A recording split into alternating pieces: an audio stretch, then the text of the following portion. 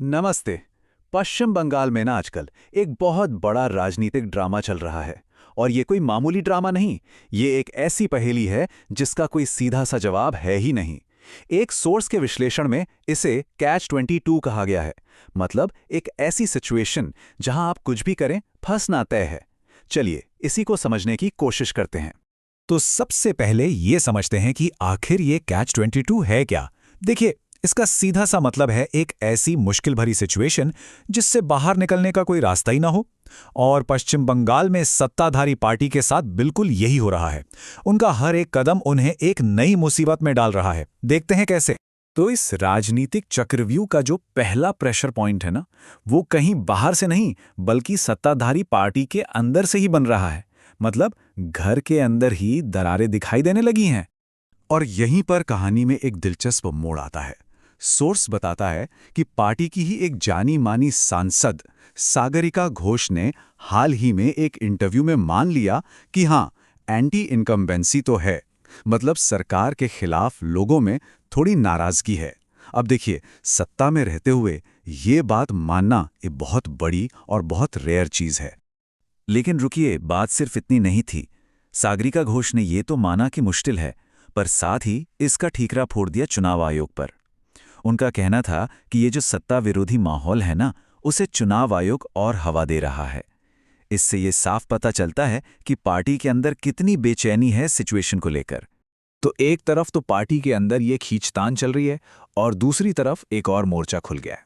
अब जो दूसरा प्रेशर पॉइंट है वो आ रहा है विकास और राजनीति के टकराव से। और इसके सेंटर में है एक बहुत बड़ा मेट्रो प्रोजेक्ट।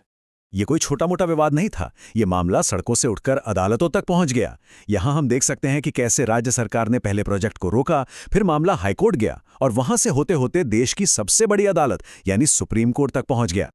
और सुप्रीम कोर्ट ने जो कहा वो अपने आप में बहुत कुछ कहता है। सोर्स के मुताबिक कोर्ट ने एकदम साफ शब्दों में कहा कि विकास के प्रोजेक्ट्स को राजनीतिक जिद की वजह से नहीं रोकना चाहिए। मतलब एक तरह से राज्य सरकार को सीधी फटकार लगाई गई। तो सोचिए, पार्टी के अंदर टेंशन, ऊपर से अदालत से फटकार। लेकिन अब हम आते हैं इस पूरी पहेली के सबसे बड़े, सबसे अहम और शायद सबसे विस्फोटक हिस्से पर। एक ऐसा मुद्दा जिसने पूरे राज्य को एक मुश्किल में डाल दिया है। 60 लाख, जी हाँ, 6 मिलियन। सोर्स के मुताबिक सारी समस्या की जड़ यही एक नंबर है।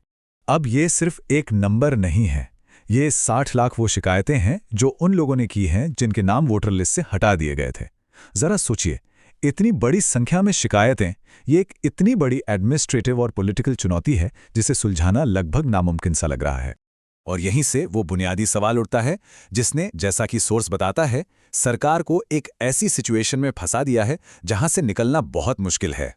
तो अब हम इन तीनों चीजों को एक साथ जोड़कर देखते हैं। पार्टी के अंदर का दबाव, अदालत की फटकार और ये 60 लाख शिकायतों का पहाड़, ये सब मिलकर कैसे वो परफेक्ट कैच 22 सिचुएशन बनाते हैं।